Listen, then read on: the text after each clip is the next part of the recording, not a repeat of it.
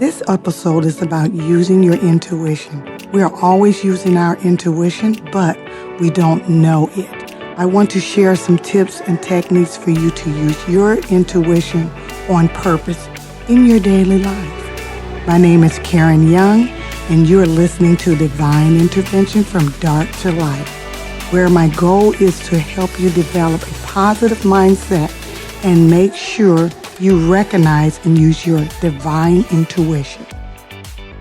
I followed my intuition since I was a small child. It is my inner teacher. And over the years, my intuition became stronger. I'm going to share my stories. I was attending my cousin's funeral, June of 2001. And I went to the wedding at first, and, everything seemed to be fine. And then we went to the reception. And I guess that it was some tension between the families. I don't really know exactly what was going on, but I felt tension. I felt high tension going on between the family. My vibes, I was getting a negative vibe or negative energy in the room. It was really, the environment was kind of negative. And I started to feel uncomfortable sitting at the table. So I just sat there for a little while. Sometimes you can think it's just you, but then I really began to feel really uncomfortable. Then all of a sudden I had a vision. This is my cousin's wedding, but I had a vision of blood on her dress. I just felt some violence around her, and I could feel something was going on. I don't know what it was, but my intuition told me to leave this place. I mean, it did. It said just like that. It was a feeling came over me, and it told me even what time, 7 o'clock, leave. And for some reason, I did not question it. I did not question this, guy. So you listen to your intuition. You listen to your body. I did not question it. I gathered my family up. I told them, I said, we got to leave. I said, we have to leave at 7 o'clock. I don't know what the time frame was, why we had to leave at 7 o'clock, but that's what the spirit, the intuition told me, to leave at 7 o'clock. So they didn't even question me. They must have felt something too. They left with me. So we went home. An hour later, we received a phone call from the cousins. They said that it was a fight going on at our wedding reception. Things got out of hand. They said one of my cousins, it was a bad fight. My cousin got cut from ear to ear. He's not dead, but it was really serious. It was a bloody mess. Okay, guys? That's why you need to listen to your intuition. If something telling you to leave a place, I don't care if you're at a bar, I don't care. I was at a wedding. I wasn't even at a bar or nothing like that. But if it's telling you at school, I don't know, you need to get up and go. I am so happy I followed my intuition because I would have been in that fight. So what I learned from that incident is to listen carefully to my intuition and act on it. Not only listen to it, you need to act on your intuition. And that's what I learned, to pay more attention to the way I feel inside. It's very important to pay attention to what you feel. What I'm feeling is important. I learned what I'm feeling is important. Some of those feelings is, I could feel it in my stomach. That's where I feel mine's at. I was feeling this in my stomach, in my body. This is not the first time, but this is kind of like stands out. So it kind of told me how to kind of pay attention. It was in my stomach, and it also, I could say the word, it made me go to action. It pulled me to action, I would say. I may not have all the details when this is going on, because sometimes you don't. The spirit just tell you to move. You don't always get, details. You'll get here or there. It just tell you to go. And that's what I found out. I don't always need the details. Just go with that feeling and trust and follow your intuition during that time. And I learned to be open to what is right for me. It might not be right for somebody else, but, you might try to think yourself out of it. But to me, be open to that, what's within you, what you're feeling. Because somebody might say, ain't nothing going to happen. Could have, if you talk to somebody else, they could have said, everything is all right. But you go with kind of what you feel. And that's kind of what I've learned. I've learned to really pay attention to the way I feel, and not only to pay attention to what I feel, but then act on it, guys. Act on how you feel. Whenever I don't follow my intuition, I always seem to regret it. I always say, I know what my first feeling told me. It always acts, it feels that way. When I don't listen, it always come to me later. It revealed itself to me later. I should have listened. I regret it when I don't listen to it. But how do you know if it's your intuition or it's your mind? I mean, how can you tell the difference? I mean, you can't just jump out of class or a church or wherever or a bar or whatever just thinking, how can you tell? Here are some forms of intuition from my experience. Sometimes you can hear your intuition in a small voice. Sometimes it could tell you, just like it did me in the wedding reception. It just told me, even through my feelings, it told me to leave at 7:00. Okay? How did I know it was different from my regular thinking? Because there was a feeling with it.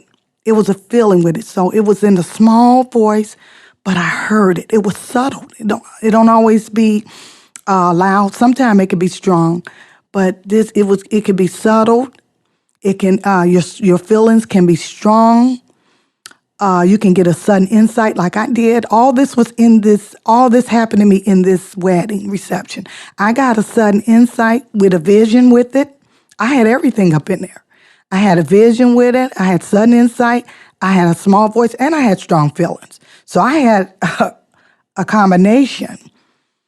And it don't always have to be something bad either. The intuition I'm talking about with the butterflies in your stomach, you could be talking to somebody and you can get a job interview. You can just kind of tell why they're talking to you and you're talking to them and you're conversing with them and you feel this butterflies or something. Or some good feelings telling you, oh, I got this job, I feel good about this.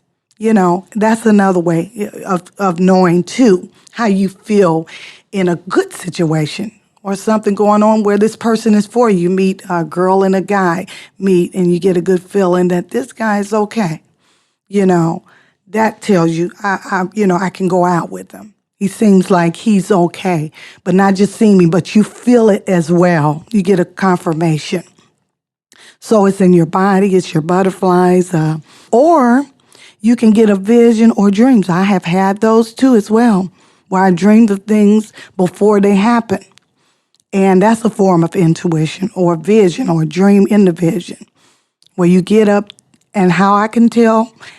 Again, with the dreams, the feeling I felt when I got up, when that dream went through my mind again, I felt a certain kind of way. Either it was good or bad. I mean, I could have a dream of somebody passing away, and it was so strong that I got up and I'm like, it was times where I did that, where I actually had a dream, a vision, where, somebody was in my apartment. I dreamed that they broke in.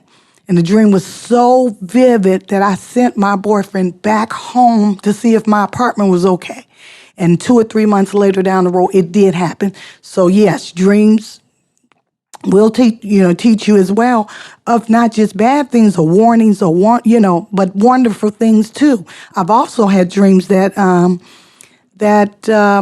my son I was having a grandson or a grandbaby or some good news or, good things happening to me. So it can as well as be good and bad or warnings, I would say, because God always warned us. He warned us through our thoughts, our feelings, our intuition, and dreams and visions. So I just want you guys to know that you can see them and you can have different intuition through these ways. And this is my experience. So I would like for you all to just examine the way the way God deal with you all, with your intuition, through voice or small voice or strong feeling, but it'll be a way that's revealed to you.